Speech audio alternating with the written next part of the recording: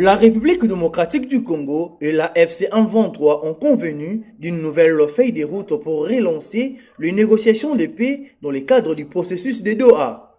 Cette feuille de route fixe les prochaines étapes ainsi qu'un calendrier pour la poursuite des discussions avec l'objectif de parvenir à une solution politique et une paix durable dans l'Est de la RDC. Les deux parties ont également convenu de renforcer le suivi de leur engagement. Dans ce cadre, le mécanisme conjoint de ces vérifications du cessez-le-feu a lancé ce lundi sa première mission à Minembwe dans le sud Kivu. Cette mission doit notamment permettre de vérifier les éventuelles violations du cessez-le-feu et de documenter la situation sur le terrain. Alors que la situation sécuritaire reste préoccupante dans plusieurs zones de l'Est congolais.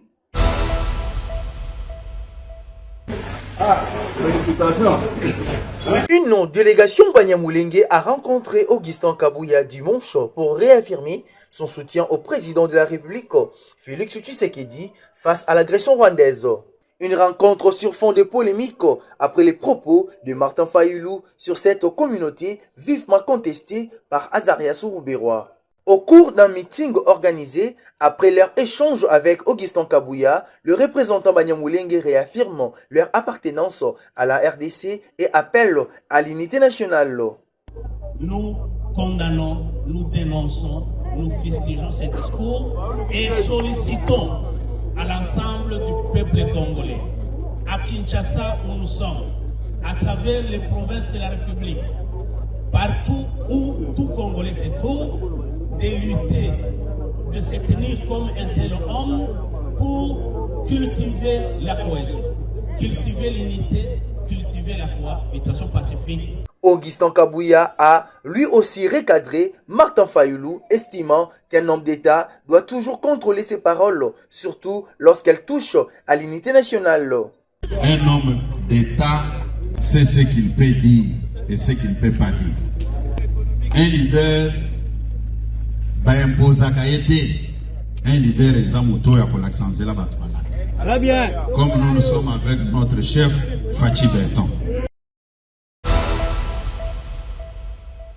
Dans une déclaration politique faite le 22 août, le rassemblement des compagnons de Tian Tshisekedi pour le changement et les progrès sociaux s'en prend frontalement à la C64. Cette plateforme dirigée par Lissanga Bonganga dénonce les contradictions et ce qu'elle qualifie d'amateurisme dans la démarche de la C64. Le regroupement confirme par ailleurs sa marche du 18 septembre en soutien au chef de l'État, Félix Antoine Tshisekedi Tshilombo. Les RCT-CPS invitent le peuple congolais à constater avec lui les comportements ubuesques et puérils de cette dernière. En effet, la C64 apparaît aujourd'hui comme un moulin à vent qui tourne à vide. Ce mouvement politique navigue à vue, tel un bateau ivre tango, sans boussole ni commandant de bord, voguant dangereusement à contre-courant. Si la C64 est, comme elle le prétend, un mouvement politique sérieux, comment peut-elle expliquer qu'en l'espace de 2 mois, elle programme des actions aussi désarticulées les unes que les autres? Quant à nous, compagnons d'Étienne Tshisekedi Wamulumba, nous confirmons la tenue de la marche de la liberté annoncée pour le 18 septembre 2026, en soutien à la vision et aux actions du chef de l'État, en soutien à la loi Ngonanko, ici le référendum, ainsi qu'aux institutions légalement établies.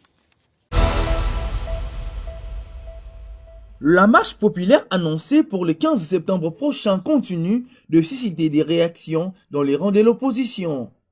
À l'occasion de l'installation du comité de l'ADD Congo dans la commune de Mongafula à Kindele, son président et porte-parole de la Mouka, Prince Epenge, a réaffirmé son appel à la mobilisation. Pour lui, cette marche sera un moment décisif pour défendre le respect de la Constitution. Donc nous sommes à Kindélé ici pour l'implantation, l'installation de ce comité-là. J'ai profité de l'occasion pour lancer un appel vibrant aux enfants de Kindélé, aux mamans, aux papas, aux jeunes et aux vieux, que le 15 ici, le 15 septembre, nous serons tous au Parlement pour regarder les députés face à face, leur dire que vous n'avez pas le droit de trahir le peuple.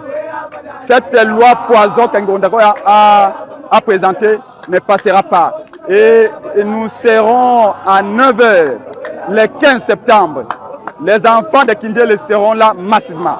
C'est l'une des raisons qui justifie ma présence ce dimanche à Kindélé. La mobilisation du 15 septembre s'annonce ainsi comme un nouveau rendez-vous politique majeur pour l'opposition qui attend faire attendre sa voix sur les enjeux constitutionnels et institutionnels du pays.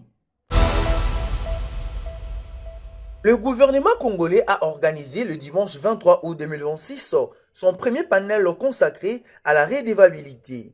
Un exercice qui a mis à l'honneur le ministre d'État en charge de la formation professionnelle, Marc Ekilali Kombo, et la ministre de la Jeunesse et de l'Éveil patriotique, Grace Emi Koutino.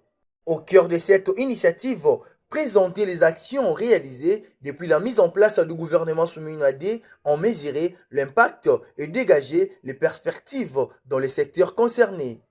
À travers cet exercice, l'exécutif attend renforcer la culture de la redevabilité. Désormais, l'action gouvernementale doit être exprimée, évaluée et surtout mesurée à l'aune de ses résultats.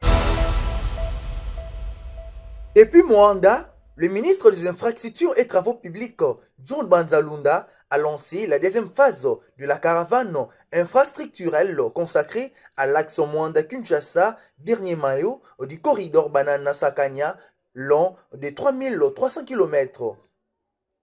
Sur le terrain, le ministre a inspecté plusieurs chantiers, notamment la route Moanda-Yema, dont l'exécution dépasse 60%, ainsi que les travaux de lutte contre l'érosion côtière. L'objectif, c'est de se rendre compte des travaux que son Excellence Félix-Antoine Tshisekedi Tshilombo est en train de faire, à savoir intensifier les travaux de modernisation du corridor de Banana-Sakanya. Les habitants saluent l'avancement des travaux et expriment leur satisfaction face aux perspectives de désenclavement de Moanda. Bafolo le belé na son excellence président de la République Fachi Beton et nenga loba ki aza toujours Fachi Beton tout le monde a vraiment misala o ezo salema. Donc misala vraiment na niveau ya territoire na biso ya Moanda o ya prometaki biso en tout cas misala vraiment ezo marché vraiment 5 sur 5. Botaki tembe o pori yango salema te botala bino moko bilembo. Donc Fachi zala na nous. Zalana npoto ke no boeti na suka bana mokile bana to mona na bilembo boete o eza lokuta te.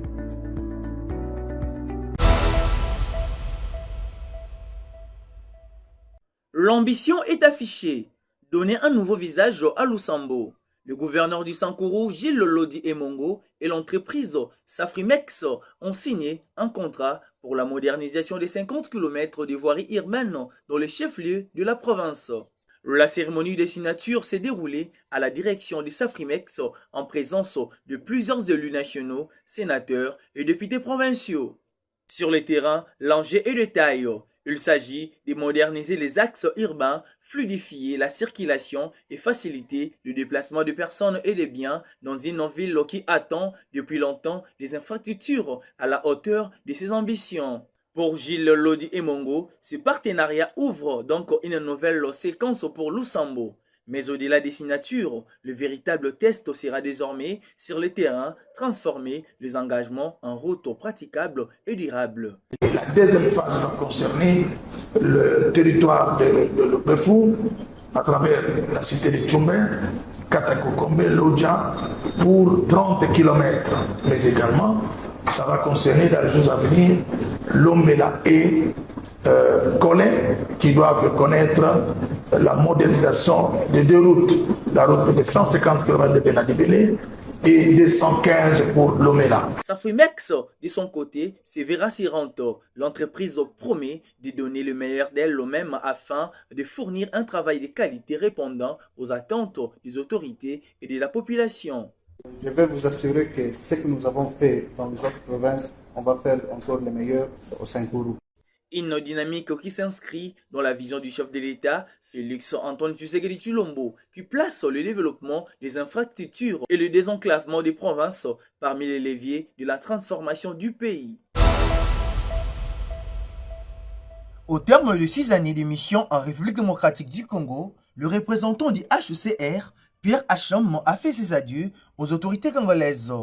Reçu vendredi par les vice-premier ministre de l'Intérieur Jacquemain Chabani, il a salué la qualité de leur collaboration et les progrès réalisés dans la gestion des réfugiés, des déplacés internes et des apatrides. Nous avons eu un entretien avec le VPM. C'était pour passer en revue tous les dossiers concernant la gestion des réfugiés, des déplacés internes et des apatrides et voir dans quelle mesure nous pouvons continuer à soutenir le gouvernement de la RDC sur ces questions spécifiques et techniques. Et enfin, profiter également pour dire au VPM que je suis en train de partir de la RDC pour un autre pays. Donc, je quitte la RDC pour le Niger, où j'ai été affecté comme le représentant du HR au Niger.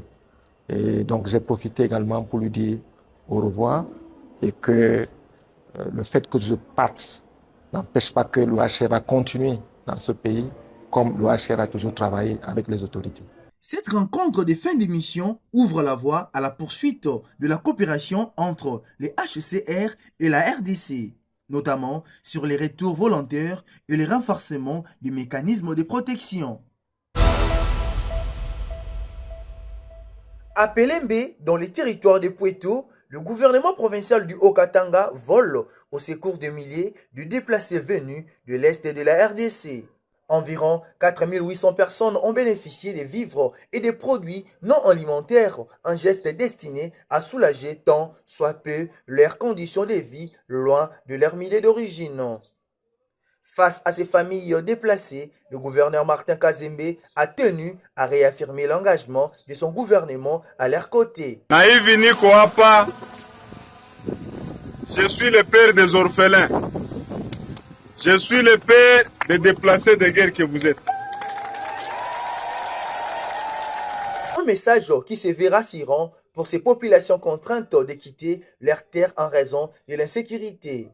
Le gouvernement provincial promet ainsi de maintenir son accompagnement humanitaire auprès des personnes vulnérables.